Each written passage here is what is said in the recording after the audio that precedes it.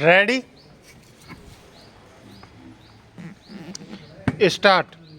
उपाध्यक्ष महोदय, 7 मार्च 1968 को संयुक्त राज्य अमेरिका, सोवियत संघ और ब्रिटेन ने जिनेवा में 18 राष्ट्रीय निरस्त्रीकरण समिति के सामने उस सुरक्षा का आश्वासन संबंधी प्रस्ताव का मसौदा प्रस्तुत किया था जो वह सुरक्षा परिषद में रखना चाहते हैं। इस मसौदे की प्रति सदन की मेज पर रखी गई है। इस प्रस्ताव के समर्थक अपनी अपनी ओर से एक पक्षीय घोषणा करने को तैयार हैं कि यदि किसी गैर परमाणु राष्ट्र पर, जो कि परमाणु आयुधों के विस्तार को रोकने की संधि में सम्मिलित हैं, परमाणु हथियारों के आक्रमण होने की हर संभव रूप से आशंका है, तो वे संयुक्त राष्ट्र के घोषणा पत्र के अनुसार सुरक्षा परिषद द्वारा सहायता पहुंचाने की तुरंत मांग करेंगे।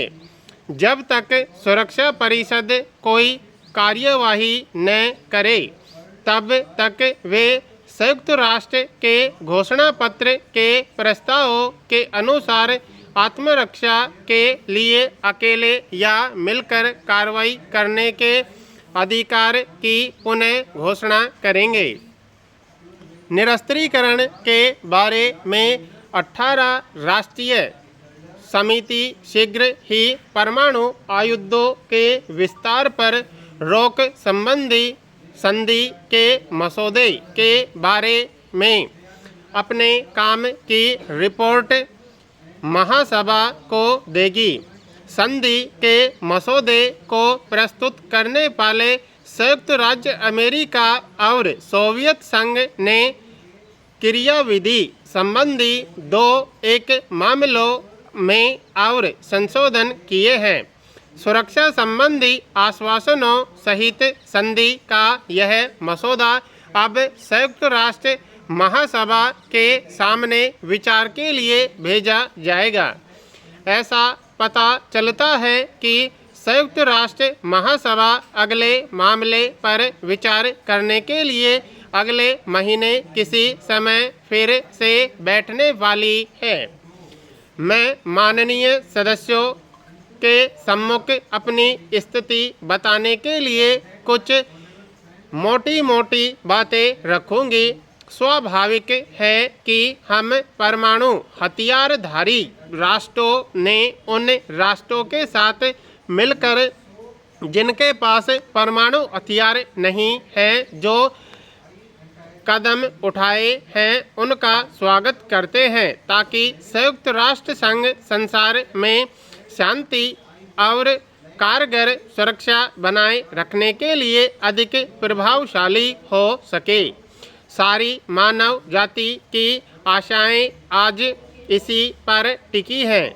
सदस्यों राष्ट्रों पर और विशेष सुरक्षा परिषद के स्थायी सदस्यों पर घोषणा पत्र के अनुसार जो नई जिम्मेदारी आ गई है, उससे उनके लिए संसार में शांति बनाए रखना और आवश्यक हो गया है।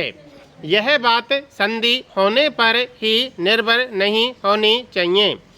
हम हृदय से यह अनुभव करते हैं कि विश्व शांति के हक में इस तरह के सच्चे प्रयत्न से संसार में परमाणु अस्त्रों का प्रसार रुकेगा। उपाध्यक्ष महोदय, हम समझते हैं कि कदम कदम करके बढ़ाना अच्छा है और यह भी अनुभव करते हैं कि पूर्ण रूप से आदर्श संधि संभव नहीं है। फिर भी यह अपेक्षा करना उचित ही होगा कि 18 राष्ट्रीय निरस्त्रीकरण समिति, जो निरस्त्रीकरण के उपाय निकालने के लिए ही बनाई गई थी, इस दिशा में कुछ ठोस सुझाव सामने रखेगी, भले ही वे मामूली हों। संधि के प्रस्तावित मसौदे से निरस्त्रीकरण को प्रोत्साहन नहीं मिलता और जब तक बड़े बड़े राष्ट्र नए नए परमाणु अस्त्र निकालते रहेंगे और इस पर कोई कार्रवाई नहीं होगी, तब तक विश्व की सुरक्षा की भावना आगे नहीं बढ़ सकेगी। चाहे परमाणु अस्त्र वाले राष्ट्र हों या दूसरे राष्ट्र, जब तक कुछ न कुछ आत्मसंयम करने वाले उपाय नहीं किए जाएंगे, तब तक निरस्त्रीकरण की प्रगति के लिए कोई सार्थक आधार नहीं मिल सकता। भारत बार बार यह घोषणा कर चुका है कि वह परमाणु बम नहीं बना रहा है और परमाणु ऊर्जा का केवल शांतिपूर्ण उद्देश्य के लिए विकास कर रहा है। सुरक्षा समेत समस्या के सभी पहलुओं का राष्ट्रीय दृष्टि से मूल्यांकन करके हम इस परिणाम पर पहुँचे हैं।